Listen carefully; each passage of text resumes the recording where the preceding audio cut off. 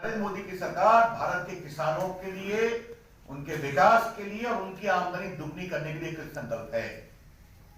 और ये हम सिर्फ बोलते नहीं, हमने करके दिखाया। अगर हमने लगभग 10-11 करोड़ किसानों को किसान मानधन में इतने करोड़ रुपए दिए जो मैंने बताया आपको, तो ये बहुत बड़ी बात है। ये बहुत बड़ी बात है। आज आप देख रहे हैं कि यूरिया पर कोई लाइन नहीं लगता है, ये सब उपलब्ध है, लेकिन ये सारे भ्रष्टाचार को समाप्त करेंगे। तो सिर्फ एक अंतिम बात कह के फिर मैं आपके सवाल लूंगा। ये रेलवे बजट का पार्ट होता है और समावेशी ताकत और, तो ये इस बजट का एक बहुत बड़ा प्रमुख सार है। तो इसीलिए मैंने, बाकी तो आपको नोट मिल जाएगा, लेकिन बजट का जो दर्शन था, आई ट्राई टू एक्सप्लेन है, उनके लिए बाकी काम किया, ये सब किया है। गरीब कल्याण योजना की कई योजना है, उस पर मैं समय के अभाव में विस्तार से काफी किया हुआ, आपको एक नोट भी मिलेगा। अब कोरोना के कारण देश में कमजोरी तो आई, आपको मालूम है। तो कमजोरी आई तो देश की अर्थव्यवस्था को मजबूत करना है। इसके लिए 2 बड़े कार्यक्रम लिए गए। पहला है प्रोडक्शन लिंक इंसेंटिव, PLI। इसका मतलब क्या होता है? भारत में अपनी कंपनी लगाओ, उत्पादन करो, एक्सपोर्ट करो और हमसे प्रोडक्शन लिंक इंसेंटिव लो। जितना उत्पादन करोगे उतना हम आपको इंसेंटिव देंगे। यही है। हम दुनिया की बड़ी बड़ी कंपनियों को भारत में लाना चाहते हैं, और हमारे पड़ोसी देशों के कारण जो दुनिया में अनिश्चितता है, तो हम लोगों ने इस मौके का लाभ उठाया। और क्योंकि मैं पटना का सांसद हूं, मुझे यहाँ पटना के पत्रकार मित्रों के सामने शेयर करके बहुत खुशी होती है कि सबसे पहले हमने मोबाइल मैन्युफैक्चरिंग और कंपोनेंट मैन्युफैक्चरिंग में इसको शुरू किया। अप्रैल में कोरोना के हाइट पर इस स्कीम को लॉन्च किया। 31 जुलाई अंतिम डेट था। अब मुझे पटना के पत्रकार मित्रों को बताते हुए खुशी हो रही है कि दुनिया की सभी टॉप कंपनी ने अप्लाई किया और उन्होंने लिखित रूप में अपने आवेदन में कमिट किया है कि आने वाले 5 वर्षों में हम 10 लाख करोड़ का मोबाइल और कंपोनेंट बनाएंगे, 7 लाख करोड़ का एक्सपोर्ट करेंगे और 9 लाख लोगों को प्रत्यक्ष अप्रत्यक्ष नौकरी देंगे। फिर रिपीट करता हूं, 10 लाख करोड़ का। मुझे पटना के अपने पत्रकार मित्रों को बताते हुए प्रसन्नता होती है कि पड़ोस के एक बहुत बड़े देश से मैं 10 फैक्ट्री उठाकर भी ले आया हिंदुस्तान में। मैं विदेश नीति की संवेदनशीलता के कारण पब्लिकली नाम नहीं लेता हूं, आप समझ रहे हैं क्या कहना चाह रहा हूं। कोरोना काल में 10 फैक्ट्री उठ के हिंदुस्तान आ गई, एक बहुत बड़ी कंपनी।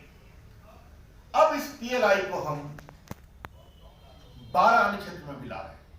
टेक्सटाइल है, फर्नीचर है, आपके टेलीकॉम इक्विपमेंट्स हैं, तो इसमें मैन्युफैक्चरिंग बढ़ेगी, लोगों को नौकरी मिलेगी, बाकी काम।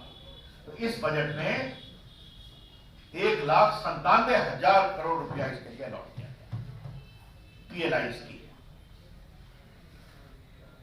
और एक अंतिम बात जो मैं वित्त के दृष्टिकोण से बताता हूं कि जब कोरोना में अपने को हमें और मजबूत करना है तो पब्लिक स्पेंडिंग होनी चाहिए। सुरेश जी बैठे हैं, आपके विषयों को लिखते रहते हैं। पब्लिक स्पेंडिंग का मतलब क्या होता है? खर्चा होगा तो लोगों को अवसर मिलेगा, अवसर मिलेगा तो लोगों को नौकरी मिलेगी, नौकरी मिलेगी तो लोग टैक्स बढ़ेंगे, तो पूरी इकोनॉमी।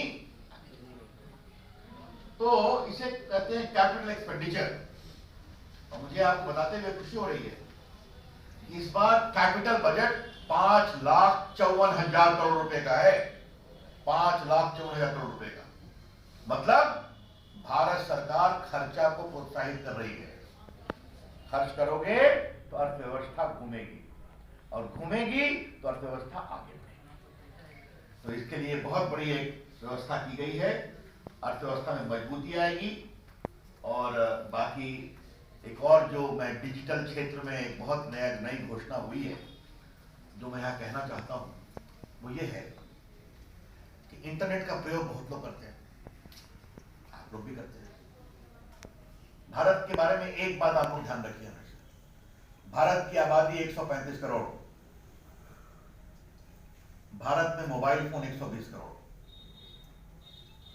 120 करोड़ में लगभग 70 करोड़ स्मार्टफोन, समझ गया, जो मिनी कंप्यूटर है। भारत में लगभग 65 से 70 करोड़ इंटरनेट, तो भारत एक डिजिटल ताकत है। 125-26 करोड़ आधार कार्ड, तो भारत की डिजिटल ताकत बहुत बड़ी।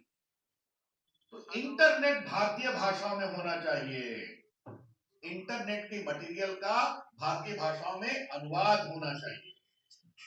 तो इस बजट में उसकी एक बहुत बड़ी घोषणा की गई है कि हम लोग इंटरनेट को हिंदी और रीजनल भाषाओं में उपलब्ध कराएंगे और उसका एक बड़ा आंदोलन करेंगे। अब गरीबों के लिए क्या किया? गरीबों के लिए दो बहुत स्पेसिफिक चीज इसमें है।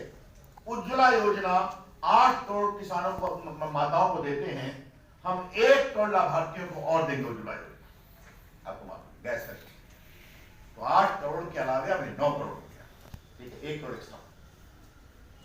और प्रवासी मजदूरों को बहुत दिक्कत होती थी। बिहार का बेटा दिल्ली में रिक्शा चलाए, मुंबई में मजदूरी करे, तुम्हारा नाम राशन कार्ड पे नहीं है, जाओ अपने गांव जाओ। 1 नेशन 1 राशन कार्ड, भारत एक है, भारत का राशन कार्ड एक है।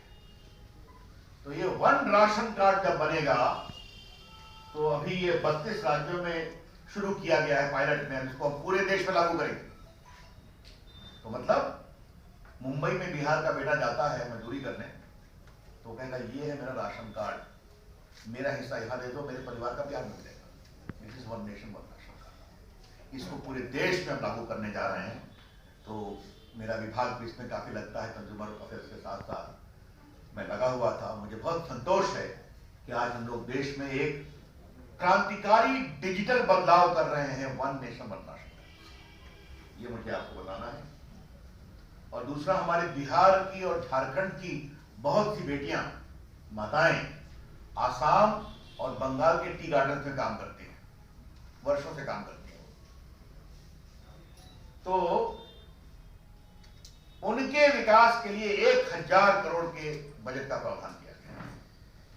सिर्फ टी गार्डन में काम करने वाली हमारी जो माताएं और बहनें, वो वहां की आसाम की भी है, बंगाल की भी है, और कई खानदानी रूप से झारखंड की भी है, बिहार की। तो ये मैंने आपको बता दिया, कृषि, स्वास्थ्य, गरीब कल्याण और बाकी होता है। अब हमें